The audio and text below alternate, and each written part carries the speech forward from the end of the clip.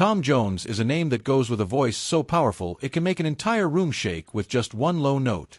When he walks onto a stage, it feels like he was born to be there. He looks strong, in charge, and like everything he does comes from deep inside him.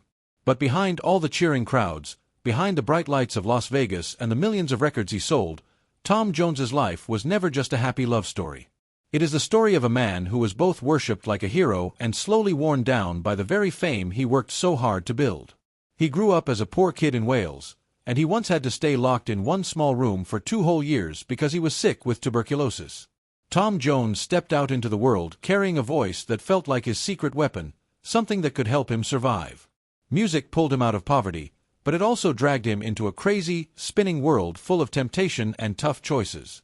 And the people he loved most were often the ones who ended up paying the price for his fame. Success came to him early, and it came in a huge wave, and it brought with it a private life that was never really peaceful or calm. He is the man who once made audiences go completely crazy. He stood right next to the biggest stars of the 1900s, and he was even given a knighthood for everything he gave to music. But at the same time, he is also a man carrying losses that can never be undone, relationships that got hurt along the way, and a loneliness that becomes easier to see the older he gets. The story of Tom Jones is not just about talent and big shiny trophies. It is a picture full of opposites, the powerful man on stage versus the fragile, tired person hiding behind the curtain. So what is the real price of spending your whole life standing under blazing hot lights? To understand all of that, we have to go way back to the very beginning, before any of the lights or the stages existed. Back to a place with no fame at all, just cold air, dusty streets, and a young voice that had no idea yet who it was going to save first, the boy himself or his whole family. Thomas John Woodward was born on June 7, 1940, in a town called Pontypridd, and he grew up in Treforest, which is in South Wales. This was a time when Britain was still hurting badly from the damage done by World War II. His dad went down into the coal mines every single day, coming home smelling like coal and carrying a tiredness in his body that never really went away. His mom stayed home and tried to stretch every little bit of food they had, because food was still being rationed back then. She kept their small house warm more through patience and love than through any real heat source. There was no extra money, no real choices, just the daily need to keep going and survive. School did not open any doors for Tom. He struggled hard with reading and writing. He was slow with words and made a lot of mistakes on paper, and back then nobody had a name yet for what we now call dyslexia. His teachers just saw a distracted kid. His classmates saw a boy who could not keep up. And so Tom learned very early on to hide how insecure he felt by staying quiet. Music became the only place in the world that did not judge him. By the time he was just 5 years old, his voice was already making adults stop and stare in church. Singing in choirs and at local gatherings gave him that rare feeling of being truly seen by other people. His mom, even though they had almost no money, still managed to save up enough to buy a few records and pay for a few bus rides. Small things, but they were more than enough to help him find a way out of the life he was born into. Then sickness hit hard. When Tom was 12 years old, he caught tuberculosis and had to be completely isolated for almost 2 full years. His bedroom became his entire world. The window was the only border between him and the normal life happening just outside. Neighbors kept their distance and stayed far away. Relatives wore masks and gloves when they came to leave food trays for him. The feeling of being left behind and left out did not need any words. It was just there, every single day. During that long stretch of loneliness, BBC radio became like a second heartbeat for him. American rhythm and blues music, old blues songs, and gospel music floated into those endless quiet afternoons and slowly shaped the deep, rich color of his voice. Those songs taught him how to use sound as a way to survive when everything else felt impossible. For Tom, singing was no longer about performing for other people. It was simply about breathing and staying alive inside. During those long, slow days of being sick and isolated, a girl named Linda Trenchard used to walk past his window. She would wave at him, send small notes through friends, and steal quiet little glances from outside. Those simple moments became rare and precious points of light in a world that had shrunk down to just 4 walls. Her presence helped anchor Tom to life and planted the seed of a bond that would follow him for many, many decades to come. When he finally got well and the long chapter of illness closed behind him, Tom did not step back out into the world feeling free and light. He stepped out feeling a fiercer, deeper hunger for life than he had ever felt before. At 16, Tom left school with no qualifications and absolutely no regret about it. The classroom had never been a place where he felt like he truly belonged. Words made him feel lost and confused, and seeing red marks all over his school papers only made him feel more judged and more abandoned. What pulled him toward the outside world was the energy of the nighttime. Yellow lights glowing in bars, the smell of cheap beer, laughter that burst out way too loud, and the warm feeling of being noticed, even if only for a short while. In a small town with very strict rules about how young people were supposed to behave, choosing that kind of life was seen as going down the wrong path. But Tom was not looking for anyone's approval. After 2 full years trapped inside 4 walls, he needed something fast, loud, and alive, as if only that kind of energy could erase the memory of the silence that had once felt like it was suffocating him. In 1957, Linda became pregnant. The wedding happened fast.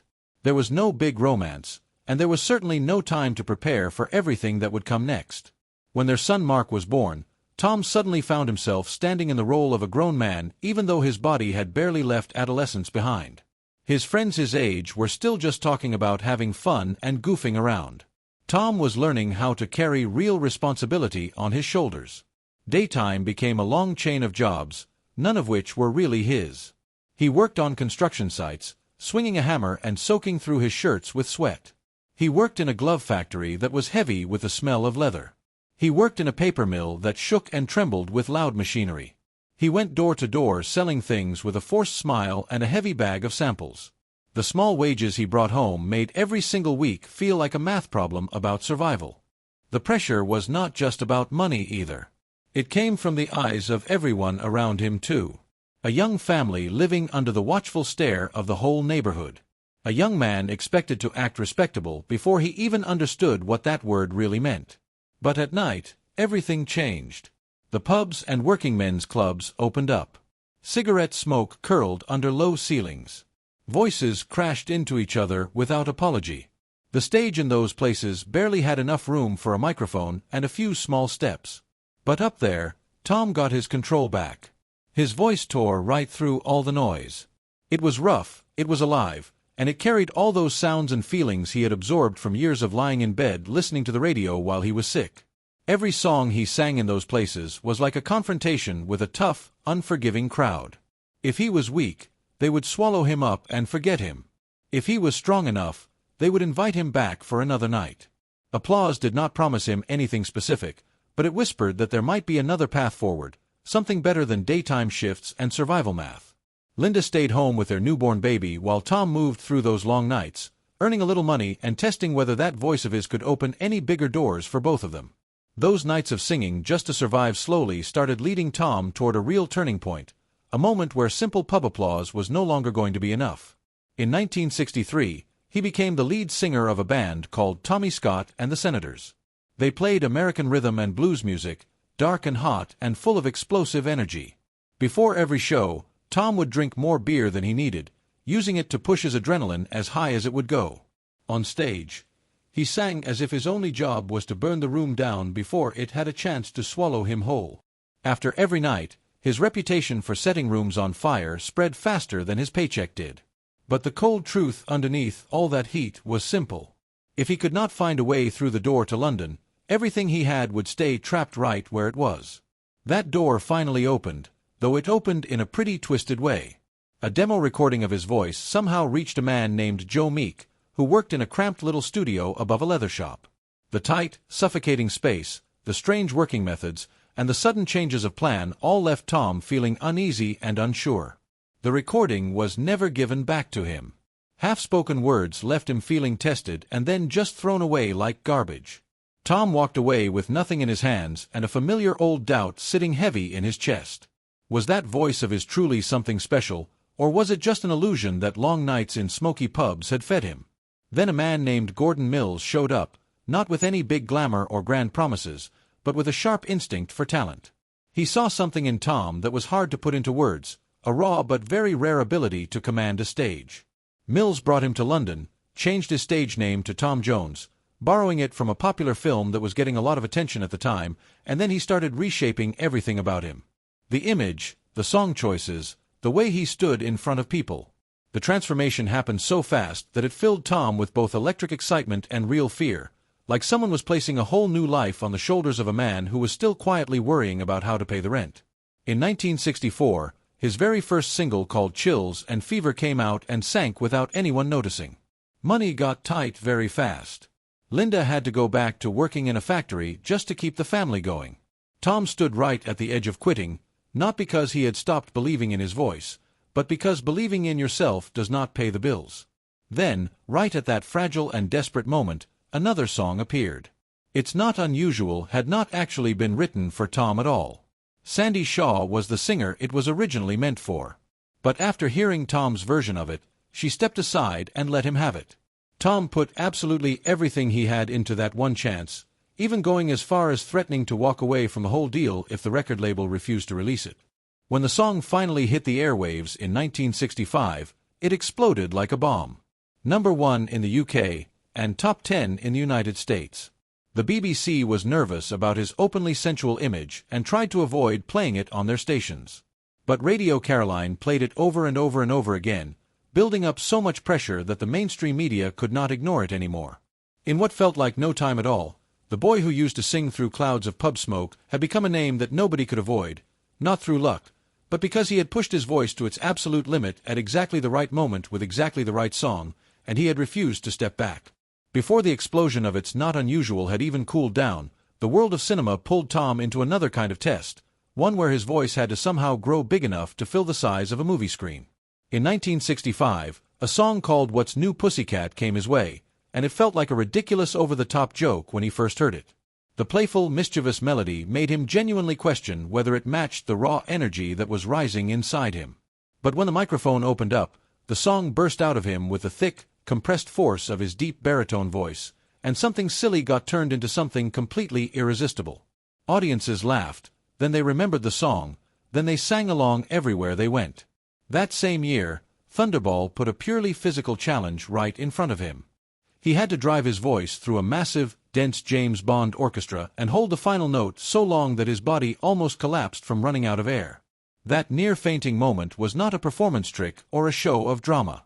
It had accidentally set a brand new standard for what a big voice could do, singing as if he had to overpower both the orchestra and himself at the same time. In 1966, a Grammy Award for Best New Artist gave Tom an official milestone, a marker that said he had truly arrived. But Hollywood offered him something that no award could, and that something was Elvis Presley. They met when work brought Tom over to America, and from that very first time they were in the same room together, a real bond formed between two men who both understood deeply what it costs to carry that kind of public magnetism around with you every day. No promises or vows were needed between them. That understanding lasted through many meetings, many Vegas nights, and through the silences that came after them. As the decade moved quickly forward, Tom Jones's rise unfolded across many different fronts at once. It was not just a random string of hits scattered here and there. It was one long, sustained performance, with each new song like a different scene in the same big play. Delilah burst out like a tiny stage tragedy all on its own. His voice did not just tell a jealous, dangerous story. It pushed that emotion right to the very edge, until every single breath he took carried the scent of real danger. That intensity did not scare audiences away. It held them completely still until the very last second. Help Yourself went in a completely different direction, showing off the relaxed ease of a star who was growing even faster than Peoples.